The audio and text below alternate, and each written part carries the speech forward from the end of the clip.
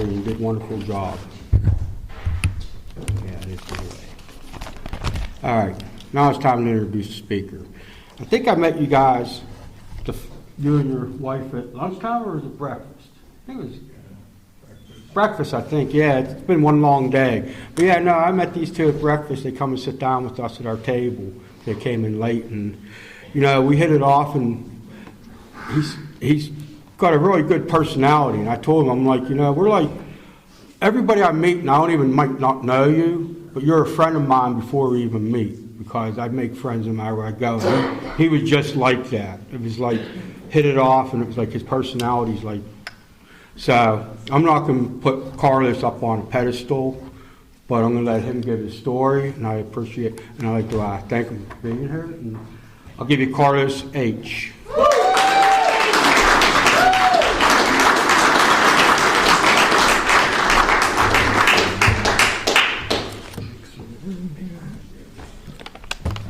Good evening, everyone. My name's Carlos. I'm an alcoholic. Grateful to be here tonight, this weekend. I'll start by thanking anyone that had anything to do with putting this meeting together. Thank you, James. What's that? No, ladybugs. That's all right. Thank you. Sorry. It's okay. All right. Thank you to Dennis. I don't think Dennis is here, but he asked me and Maria to come up here. And I'm grateful for the invitation. A few years back, I wasn't getting many invitations. You'd think twice before, inviting me anywhere. And even if you invited me, I probably wouldn't have shown up. And today I get to suit up, show up, and do what I've been asked in Alcoholics Anonymous. My sobriety date is March 28th, 2016. I have a home group. It's called Big Book No Smoke. We meet right outside of downtown Greensboro on Monday nights, study the Big Book. I have a sponsor, and I have the honor and privilege of sponsoring men in this fellowship.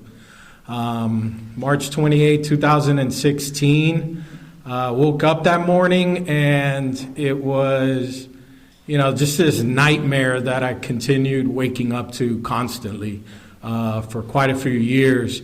I woke up that morning. I didn't have any intentions of walking into a meeting of Alcoholics Anonymous. I reached this place where I didn't think that there was any solution for someone like me. I thought that this life that I'm living, this was it, I'm going to get by as best as I can, however long this lasts, and this is it, my drinking, it definitely didn't look that way when it started.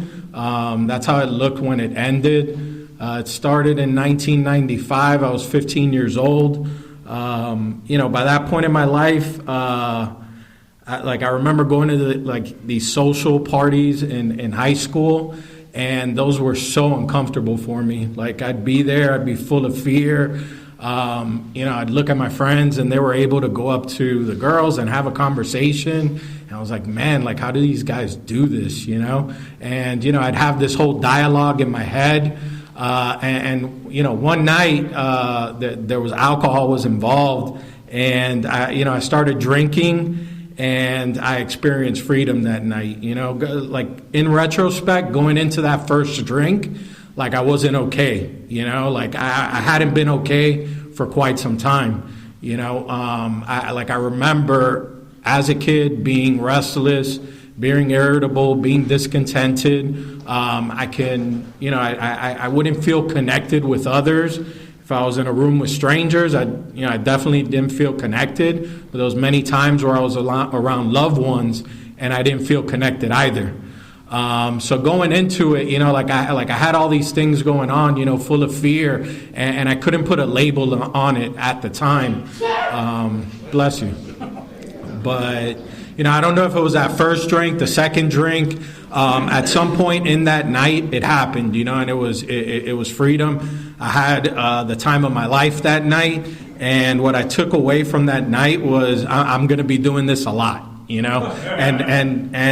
that's what I did.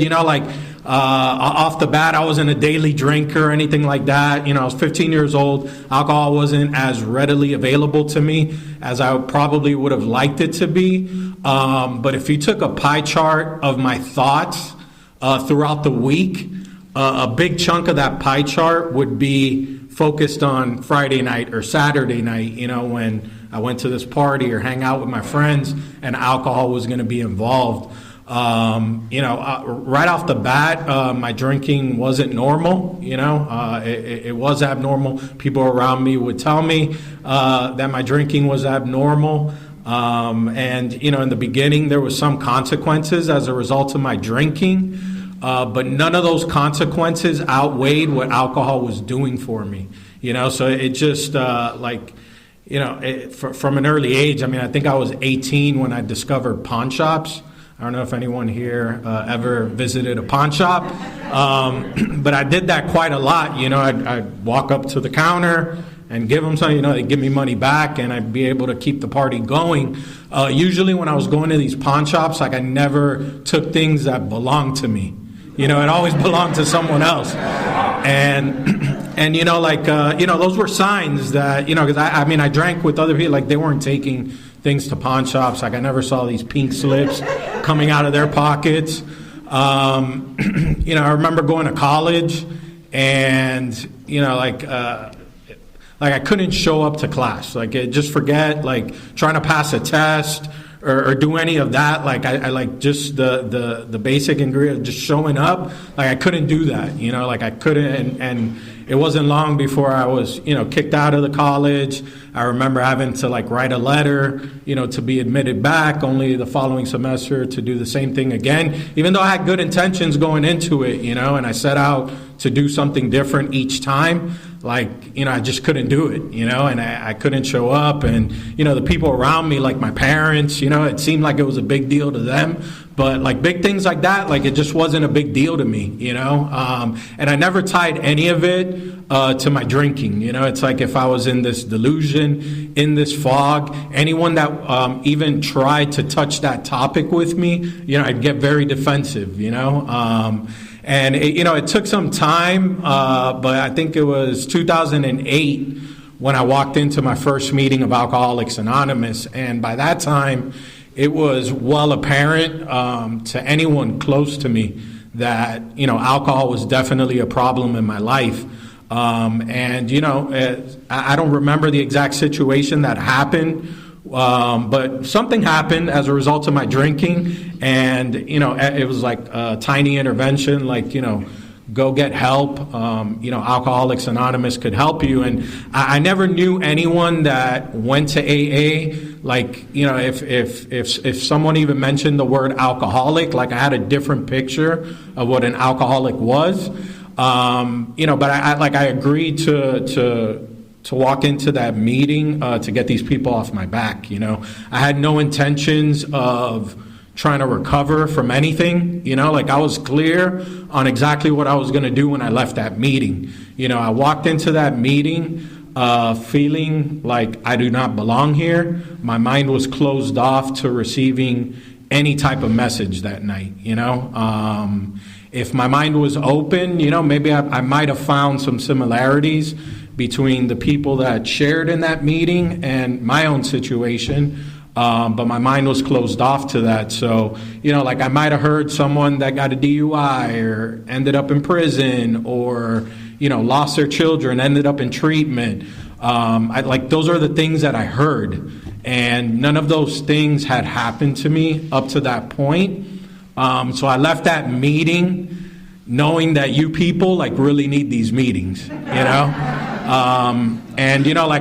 walked out of that meeting I'm never going to come back here, this isn't my place, it's not for me. And Alcoholics Anonymous kind of became this place that, I'd come to when things would get too hot at home. I'd agree to go back to an Alcoholics Anonymous meeting. So, and a few years after that, I went to a handful of meetings. But again, it was never for the purpose of recovering from anything. Sometime in 2013, I woke up one morning and that lie that I had been telling myself for years, like there was this brief moment where it just wasn't there, like my life was falling apart externally, internally. And, like I wanted some type of change to happen in my life. I didn't want to continue on the path that I was going. I reached this place where I was just like sick and tired of the pain that I was causing those closest to me. I was tired of the pain that I had to experience, by being out there drinking. And, like I wanted help, I didn't know how to go about getting help. It didn't occur to me to walk back into Alcoholics Anonymous. So I walked into a hospital in Miami, Florida, and I went to the emergency room because it's an emergency. And, I told the lady at the counter, I can't stop drinking. I need help. And at this hospital, there was a detox ward. So I was taken into the detox ward for a few days. While I was in detox, they offered me an inpatient treatment center. They told me I could go there for 30 days. And I was willing, in that moment to try anything. If it's treatment, sign me up. And off I was to my first treatment center. That treatment center was like my first real introduction to Alcoholics Anonymous, to recovery. I'm in this facility, and the good people of Alcoholics Anonymous come in to bring a meeting into this place, and my mind's no longer closed. I have an open mind, so I'm able to find similarities between me and the good people of Alcoholics Anonymous. I drank like some of them, but like almost each person that came into that treatment center, like I felt like they felt, or I thought the way that they thought. And, at this treatment center, it's like, wow, like I had this feeling that I found my people. Like I found my tribe. Like I found people that understand me, from experience. These people were coming out of their own experience, and it sounded similar to mine. By this point in my life, there was a lot of people, well-intentioned, they had good intentions, that were talking to me about my problem. But like none of those people were alcoholics, so like the message that they were carrying to me, it didn't have the depth and weight, that the people of AA had. I'd get things like, don't you love me? You'd stop if you love me, and I'd be like, damn, like I do love you, and you're right, I want to stop causing you pain. But like I had no clue at that time that I didn't have the power to do anything different than what I was doing. They tell me, only have 2 or 3 drinks. If you only have 2 or 3 drinks, what happened last week won't happen again tonight. And, it made sense, 2 or 3 drinks, and I'd go into the night, trying to meet that, and I just could not. It's like once I started drinking, I couldn't predict the outcome, of how much I was going to drink. And, so, I'm at this treatment center. I got a whole bunch of information, but like a lot of simple stuff, They told me as soon as I left that treatment center, get to a meeting of Alcoholics Anonymous. At these meetings of Alcoholics Anonymous, you're going to find a sponsor. Someone that's going to guide you on what they did to stay sober. That sponsor is going to walk you through the 12 steps of Alcoholics Anonymous. And as a result of those 12 steps, as a result of the fellowship, your life is going to transform.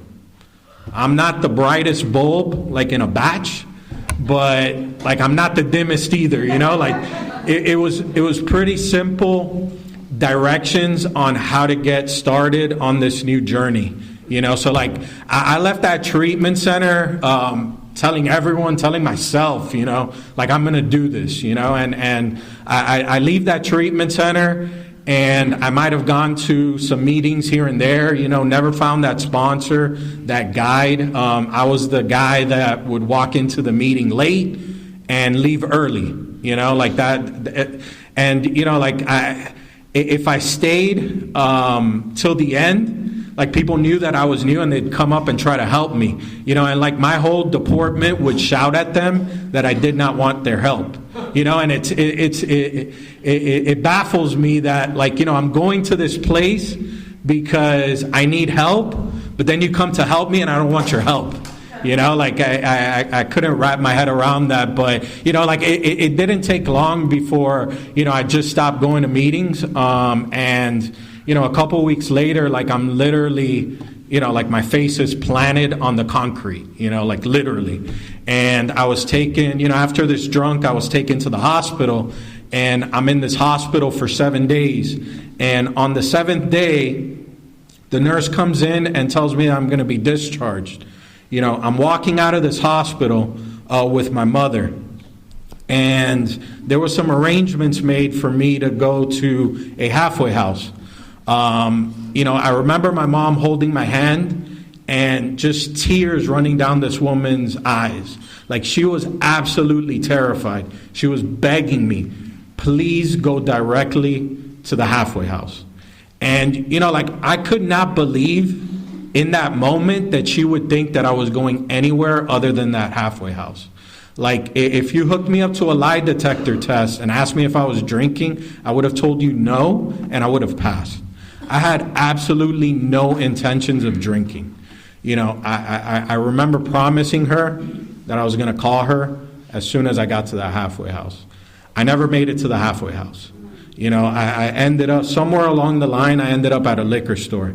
And I'm at this liquor store, and I still have like the IV patches, and I have the wristband from the hospital, and I'm paying for this bottle, and I see the wristband from the hospital, and it's this like quick realization of like where this thing takes me to.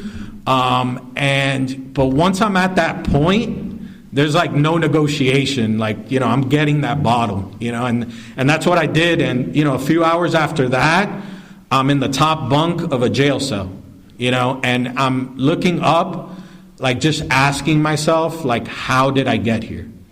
How did I get here? Like drinking wasn't part of the plan when I walked out of that hospital. And I had no answers, like I was baffled. A few days later, I get out of jail, and everyone is asking me the same question, like, how could you do this? Like you just walked out of a hospital, like how could you do this?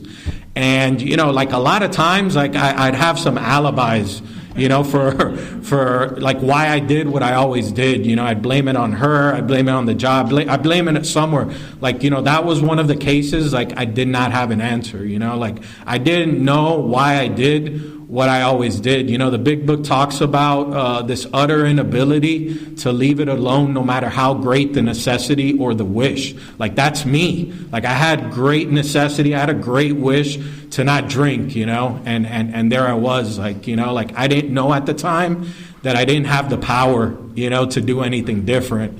For the next few years, it's like the same story. I'm in and out of these treatment centers, in and out of detoxes, in and out of jails. Like I just could not stay sober. March 28, 2016, like I reached this place that there is no solution for me. I thought that I had tried this thing. I had been offered all the help a person could have wished to receive, between the treatment centers, the doctors, psychologists, like you name it, like I tried it, like I was even telling James before the meeting, like I have a date here tattooed on my wrist, and that was the date that I walked out of that hospital. And in my mind, like I'm gonna tattoo this date because, when I pick up that drink, it's like, oh no, drinking bad, and I'm gonna put it down. I went to great lengths to try to like stop or manage, control this thing, and I always failed, so like by that time in March, like I was just convinced that this was my life, no intentions of walking into an Alcoholics Anonymous meeting, but that night there I was walking into the Little River Club in Miami, Florida. I'm walking into Little River, and like I'm just thinking how terrible like my life has gotten to, that I'm back in Alcoholics Anonymous. Like that was my thinking, And, like I had no clue, like I had no idea that night that I was about to be catapulted somewhere else, somewhere where I could not even imagine going. I had no clue. I walk into this meeting, and the woman that was chairing the meeting, she handed me how it works. I don't remember anything about the meeting, but I remember the first line of how it works. And it says, "Rarely have we seen a person fail who has thoroughly followed our path." And, like that line just kept playing on and on in my head the entire night, and that night, like it was like a moment of honesty with myself that I hadn't tried this thing. I hadn't done anything that looks close to thoroughly in the times that I had been in Alcoholics Anonymous. Maybe that's why this thing hasn't worked for me. Like I didn't even know what the path was. Like I was convinced that Alcoholics Anonymous worked. Like I'd be in these rooms and I'd look around. I'd see the people they looked like they didn't drink. First of all. But like I knew something happened in these people's lives. Like these people had something that I didn't have, and I believed it for them, but I didn't believe it could be for me. And like I had that realization that night, and I set out to do something different. Of course, the next day I wake up and that big decision that I made to try something different, it was like out the window. I didn't go back to a meeting of Alcoholics Anonymous for another week. I stayed sober that week, absolutely miserable, but I stayed sober. And I walked back into that meeting, that same meeting that I was in the day prior or the week prior. And the same woman that was there the week before was chairing the meeting again. And as soon as I walked in, she said, "Welcome back, Carlos." And like it just like kind of stopped me in my tracks. Like, how did she remember my name? Like at that point in my life, like there was people that were trying to forget my name. And like how did she remember my name? I remember walking to my seat and just feeling ease and comfort. Like it was this feeling like like maybe I belong here. And, like for the next 2 or 3 weeks, I was doing the same thing. Like, like in my mind, like I thought if I just do not drink, a day will go by, a week will go by, a month will go by. Like my life just gets better and I feel better. Wasn't my experience, like I was barely going to any meetings. I was one of the last people in the meeting, first one to leave. Didn't allow the good people of Alcoholics Anonymous to offer me any kind of help. And, like a month after trying that plan, I remember it was a Saturday night. I was living in Miami Beach at the time. And out there, it was just calling me. Like the liquor store across the street was calling me. It was 10 o'clock at night on a Saturday. And like I knew there was something going on out there, like and it was better than what I was experiencing. It was better than what I had experienced that month. And so like I had been in that place before, and I always go the wrong way. Every single time, as good as my intentions are to not drink, I've experienced that before. And it didn't matter what I was up against. If a judge would tell me, you show up here to my courtroom again, I'm taking you into custody. I'd leave the courtroom like, whoo, dodged one this time. And, like a week later, I'm back in her courtroom. She's taking me into custody. Like I've been in that place that no matter what I'm up against, I drink. And so, like the feeling was familiar, and I didn't know what to do. I desperately did not want to drink, but I did not know what to do. I had been to enough AA meetings that, pick up the phone and call someone. There was no numbers to call. The good people of AA would pass around this thing and put their phone numbers in it. I never kept those things. I used to always dump them. I heard hit your knees and, ask God to help you stay sober. I had no belief in God or a higher power.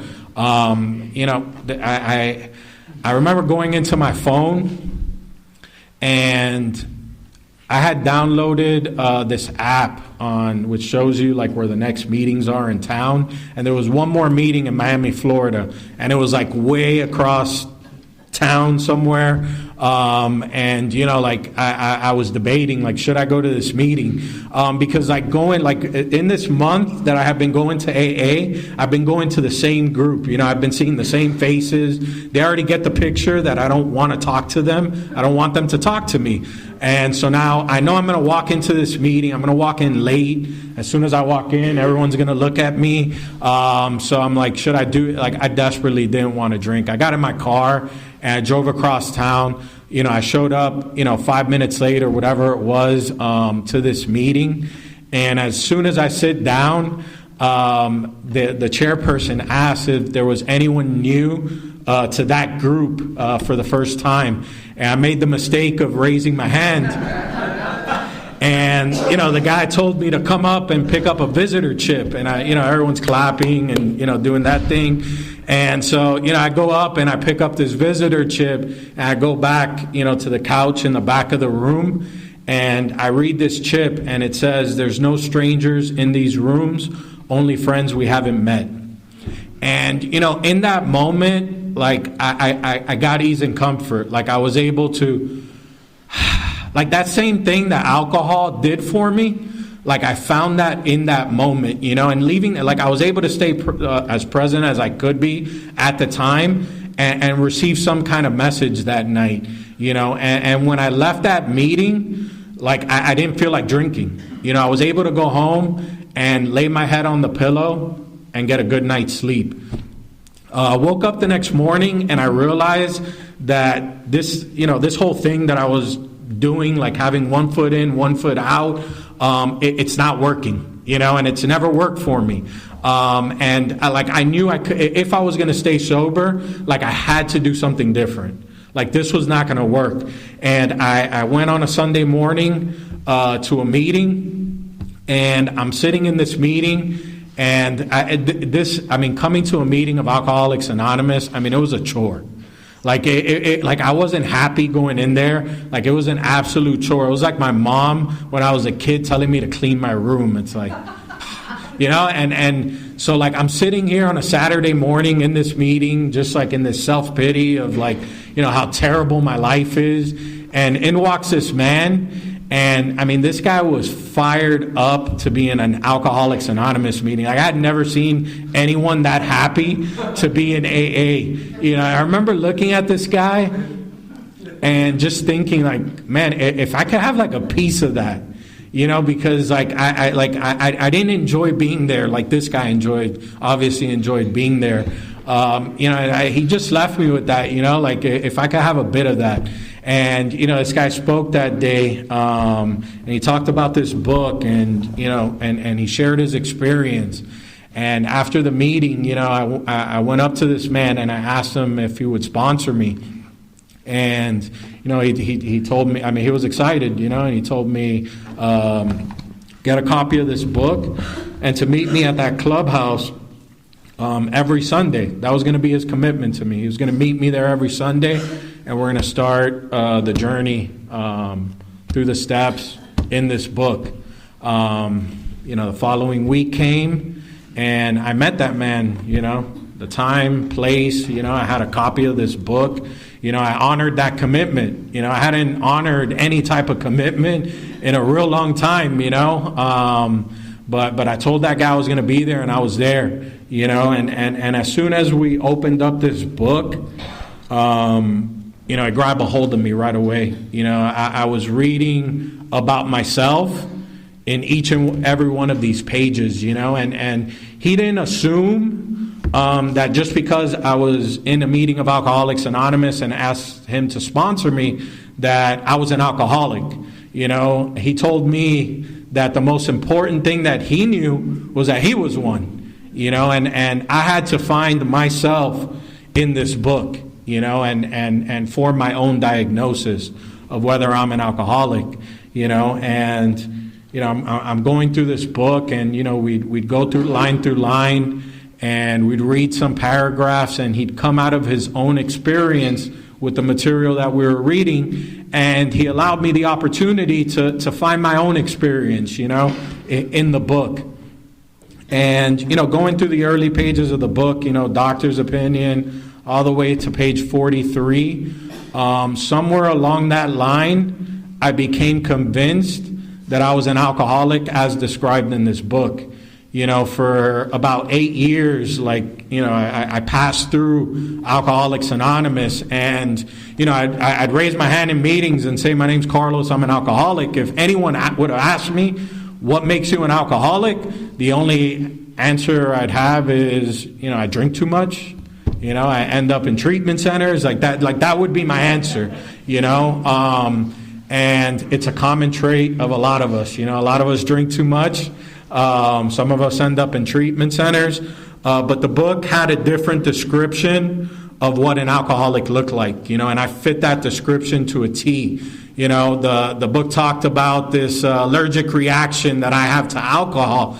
I'd go back into my experience, and it explained the reason why I'd set out to drink one or two, and I couldn't predict those outcomes, most of the time. In the doctor's opinion, it told me if I had this thing, this phenomenon of craving, they had to suggest complete abstinence. That was a suggestion for, not breaking out into the phenomenon of craving. And it made sense, just don't drink. But, they introduced me to this idea, of this mental obsession that I have, that no matter how great the necessity or the wish, if I really have this thing, if I don't have a solution in my life, the day and time always comes when I drink again.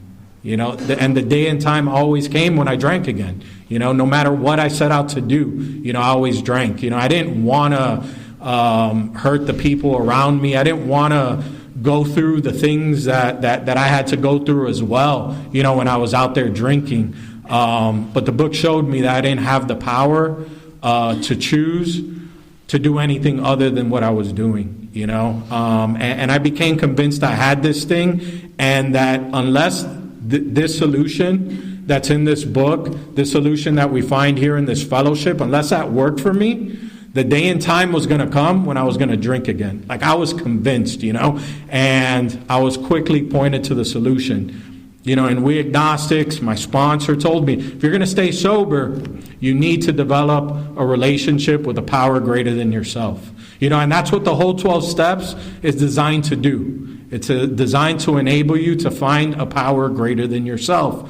And, in that moment, I was like, man, I wish I had another option, because I had no belief in God or a higher power, and I wasn't given any other options. It's go on to the bitter end or seek the spiritual solution. That was it, and I didn't want to go back to where I always went to. It seemed like every time I went back, there was always a bottom underneath the last bottom. And so if it's these steps, if these steps are going to sign me up, I'm willing, I'm willing to try this thing, to give it an honest try. And, my sponsor talked to me about, his difficulties when he came in with the whole God concept, higher power. And he encouraged me to talk to other men in the fellowship about their experience when they came in. And, I started talking to these men, and, I learned that in doing that, that I wasn't as unique as I thought I was. I think in my mind, I thought I was the first person to walk into Alcoholics Anonymous with some type of issue with God or higher power, And, everyone in their own way talked to me about, whatever difficulties they had, and I was given some simple suggestions, Someone told me to hit my knees in the morning and ask that God that I didn't believe in to help me stay sober, and before I went to sleep, hit my knees and thank him, and I was willing. I told my sponsor, the other men in this fellowship, don't even suggest anything to do. Tell me what to do. like tell me what to do. And, they told me to do that. I started doing it, like I'd hit my knees and I'd ask this God that I didn't believe in to help me stay sober. I'd thank God that I don't believe in to keep me to thank him for keeping me sober. And I'd hit my knees and, it was this time period like, man, is this thing going to work? I wasn't convinced. I was convinced it worked for you, but I wasn't yet convinced that, it was going to work for me. And, it was a true demonstration of willingness. For a lot of years I used to, yes, I'm willing, and it was all up here, but it was never followed up by actions, and here I am, hitting my knees, just praying, in my mind to air, and I remember I'd hit my knees and I'd look around the room and see if I saw something different, I was consistent, and one day, I remember hitting my knees one morning and I no longer had to stop and look around and see if something moved, in that moment, that morning, there was some type, it's hard to articulate an experience like that, but there was some type of power, something flowing in me that just was not there. I didn't remember that ever being there any time before, and in that moment, I was convinced that God was real. I was convinced of God's presence, and I remember coming out of that experience, man, these people were right. These people of Alcoholics Anonymous were absolutely right. It was the whole God thing was such a huge mountain that I thought I was going to need to climb, and I just followed these people's directions and I got to experience God, we continued on through the steps. My life took off like a rocket, I remember, going through step 12 and my sponsor telling me, that I was ready to start sponsoring people. I had a different opinion about that whole deal because I truly didn't think I had anything to offer anyone, in the fellowship. I didn't even remember what we had just done, in the steps. And, he told me, I'll help you out, but, that's your job, in Alcoholics Anonymous. God didn't take you from the scrapes he took you from and put you in this position for you to just continue being a taker, the rest of your life, and looking back, he's absolutely right, in the beginning, I was, trying to help others, by way of sponsorship or just talking to you guys, after the meetings, because of what my sponsor told me, working with others says practical experience shows nothing ensures immunity from drinking than intensive work with other alcoholics. So, it was clear about that. And I wanted to stay sober. And, somewhere along the line, it changed into something else. It wasn't this thing of, this is what I have to do to stay sober, but this is what I get to do, to help others, and what a gift, it was a gift that, I didn't ask for when I walked into Alcoholics Anonymous. But to see other people, other new people that come into the fellowship, and see them have the opportunity to recreate their lives is an absolute gift, and, I was talking to a guy I sponsor the other day, and, in that conversation, I was very thankful for my first sponsor, for everything that he did, for the time that he took to read this book with me, and, endless phone calls and things like that. And, I was just so grateful for how much he changed my life, and he helped change my life. And, and also all the people, that along the way, all the little interactions that I had with people along the way, and how much it, helped change my life. And like in talking to my sponsee, like I realized like it wasn't just my life, that they helped, like with these conversations, with taking the time to help me. Like I had the opportunity to help others, and they can go out and help others.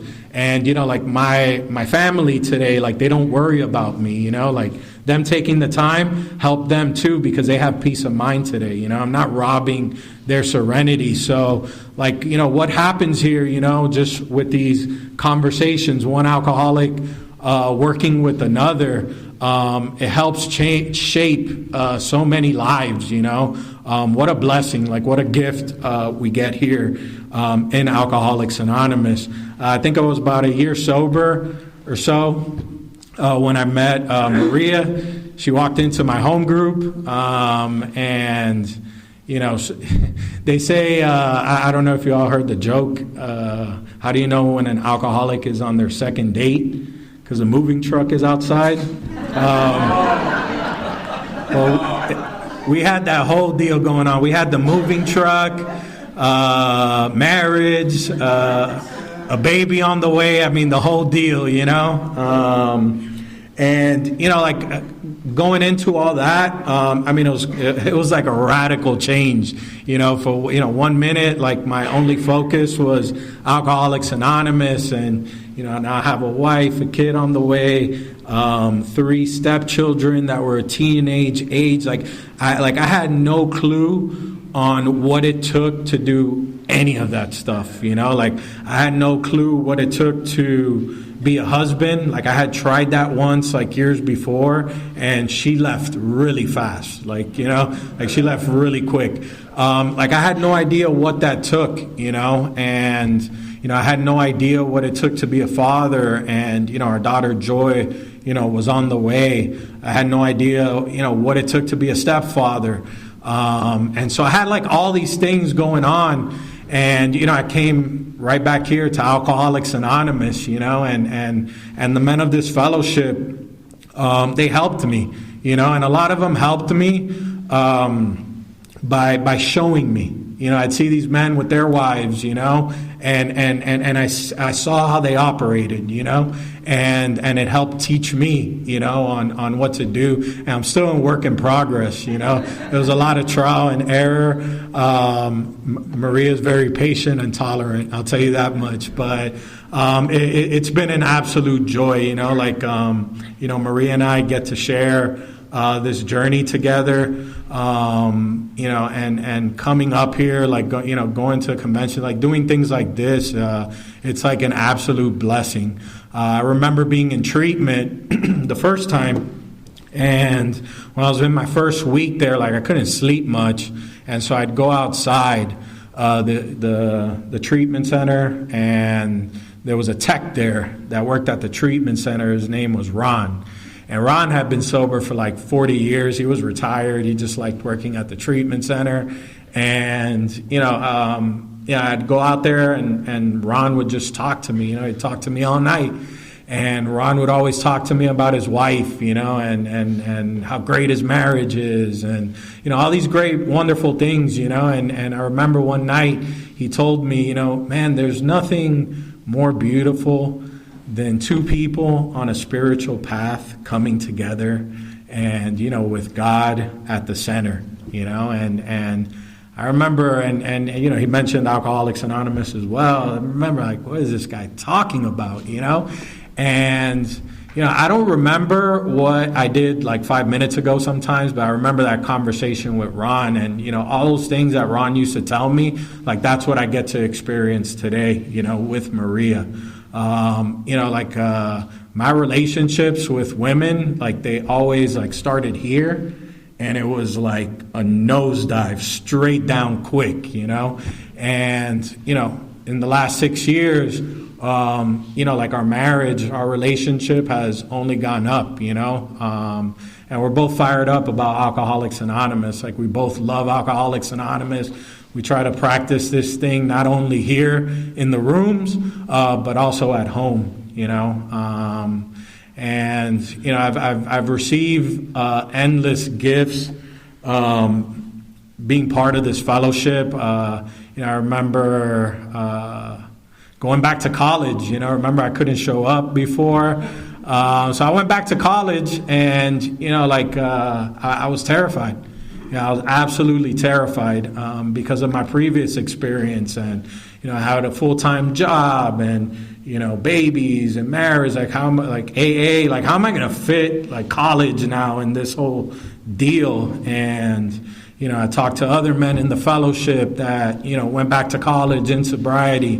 They shared with me their experience. And I suited up, I showed up, somewhere along the line, I got a diploma, and, like my parents were thrilled, and I think I was more thrilled for them, than for me, these two, I mean, they're good people, and, I put them through, I put them through hell, I put them through absolute torture. For a long time, I thought I just robbed them of their bank accounts and things like that, but things like that I could maybe one day pay.